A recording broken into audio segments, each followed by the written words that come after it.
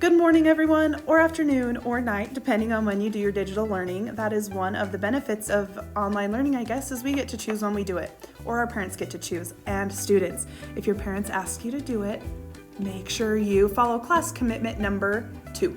Follow directions quickly.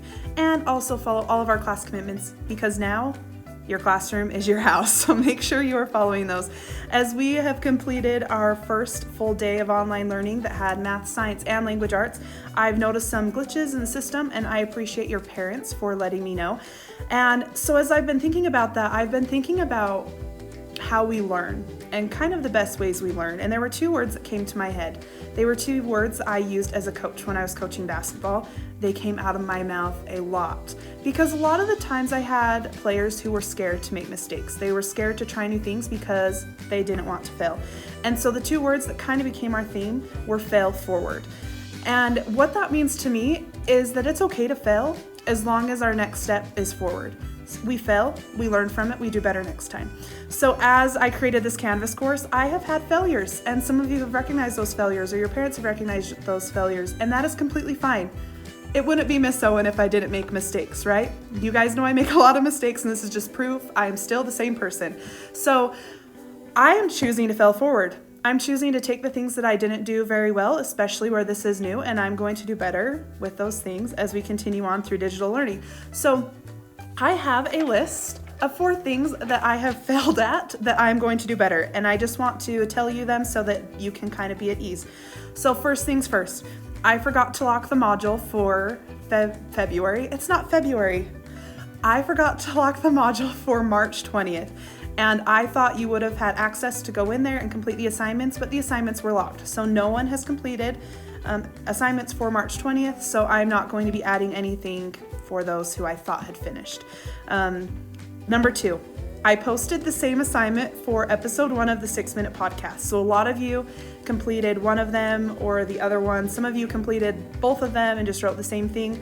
Again, that was one of my failures. It was one of my mistakes, and I'm going to be more careful that I don't have duplicates of the same assignments to keep it from you getting confused and from me getting confused. So I apologize for that. Don't worry if you don't do both of them, just do one of them, that will be fine. Number 3, this is a failure that happens a lot in the classroom, and I really do try to do better at this, but I just think you guys are older than you actually are. Today you're going to watch a video that explains how to log into Digital ReadWorks, and in the video I referred to you as 5th graders, so I apologize, but the good news is it's better for me to call you a 5th grader than to call you a 3rd grader, right? You guys are just so grown up and mature and just so on top of things. I think you are older than you are, which is actually a compliment if you ask me. Number 4, which is going to be the last for today, although there are probably many more, is the Place Value Forms math quiz. One of the questions, if you took it before like 11 o'clock yesterday or today, because it is the night before you'll watch this, one of the questions was marked wrong because I put it in the wrong way. So don't worry about the scores on quizzes. Always do your best, but if you miss one, go back and look and see what you got wrong, see if you can identify it. That's going to be the best learning experience for you. In that case, it was a teacher error because the question went in as a different type than I wanted it to. So don't worry about the quiz.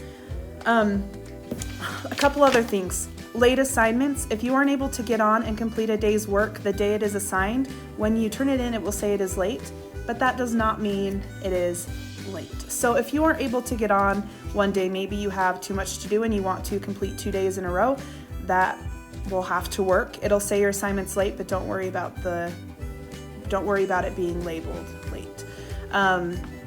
One other thing I want to encourage you to do, I want you to be writing. I want you to come back to the classroom and have things to share, things you did with your family, things that you were feeling during the time being home, things that, I don't know, are just in your mind. Maybe you write a story. Maybe you write a story about someone who is going through the same experience you are, like some realistic fiction, real events, made up people.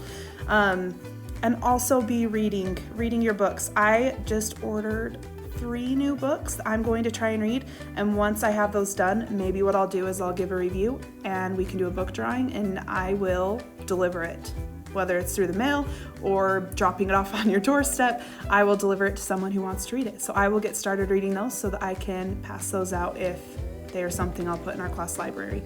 Last thing, schedule today. Adding, subtracting whole numbers. We're going to do an activity, a game I made up, so if it's not fun, just pretend it is, okay? Digital ReadWorks, there will be a video to explain how to do that. You'll listen to episode 3 of the 6 Minute Podcast, and you get to take a virtual field trip to one of my favorite places. So I hope you enjoy today. Again, I miss you so much, and I have something up my sleeve for morning messages. So keep watching, keep working hard, and I will see you on morning messages tomorrow. As always, work hard, never give up. You can do hard things. We can do this.